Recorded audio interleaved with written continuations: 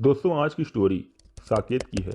ये बताते हैं कि इनके घर के कुछ दूर पर एक कब्रिस्तान है और उस कब्रिस्तान के बगल में एक पतली सी गली है। एक दिन जब वो उस रास्ते से जा रहे थे तो उन्होंने उस रास्ते पर वो महसूस किया जो वो आज तक भूल नहीं पाए। हेलो दोस्तों, रियल स्टोरी में आप सबका स्वागत है। दोस्तों, साकेत जो कि यूपी के एक छोटे से गांव बस्ती के रहने वाले हैं, ये बताते हैं कि इनके घर से लगभग 1 किलोमीटर की दूरी पर एक बड़ा सा कब्रिस्तान है जहां पर मरे हुए लोगों को दफनाया जाता है।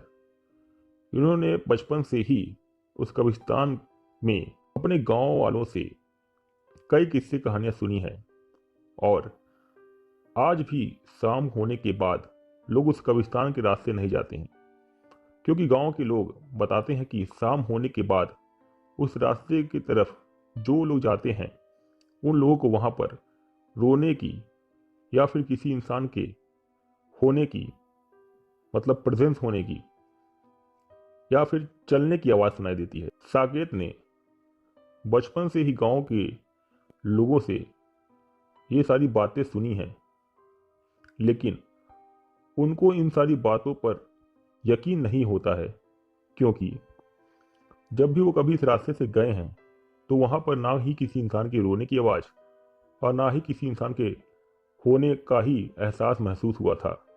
उनको लगता था कि गांव के लोगों के पास खाली समय बहुत होता है और अपना काम धाम करने के बाद खाली समय में इन सारी मनगढ़ंत बातों को करते हैं। तो वो इन सारी बातों पर विश्वास तो नहीं करते थे, लेकिन वो इन बातों को पूरी तरीके से झूठा भी नहीं मानते थे और ना ही कभी इन सारी बातों पर इतना ध्यान दिया करते थे। एक दिन साकेत जब घर का सामान लेने के लिए बाहर गए थे तो रास्ते में उनको सोनू, जो उनके गांव के ही हैं और इनके दोस्त हैं, रास्ते मिले और ये दोनों लोग सामान खरीदने के बाद जब वापस घर की ओर जा रहे थे तब मौसम खराब होने की वजह से अचानक बहुत तेज बारिश होने लगी थी और इन लोगों के पास अपने आप को बारिश से बचाने के लिए कोई छाता नहीं था। तो बारिश से बचने के लिए और जल्दी घर पहुंचने के लिए ये लोगों ने कब्रिस्तान के जो बगल में रास्ता था उसको ले लिया। और जब वो लोग उस रास्ते पर जा रहे थे तो उस रास्ते पर बहुत ही अंधेरा था, लेकिन उस रास्ते पर इतना अंधेरा नहीं था कि वो पूरी तरीके से या ठीक तरीके से उस रास्ते को देख ना सके। सोनू और साकेत जब वो उस रास्ते पर आगे बढ़ रहे थे तो साकेत को दिखा कि सामने से एक आदमी आ रहा था। उसको देखकर ऐसा लग रहा था कि वो आदमी भी अपने आप को बारिश से बचाने के लिए अपने सिर को ढका हुआ था। सामने से जब वो सीधे इन लोगों की ओर आ रहा था तो इन लोगों ने उसे जाने का रास्ता दिया और थोड़ा किनारे हो गए।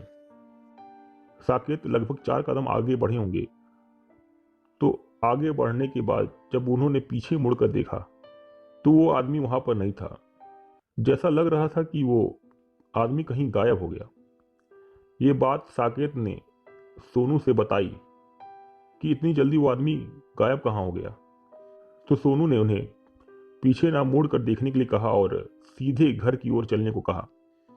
घर जाकर सोनू ने उनसे बताया कि जरूर हम लोगों का सामना किसी अदृश्य शक्ति से हुआ था।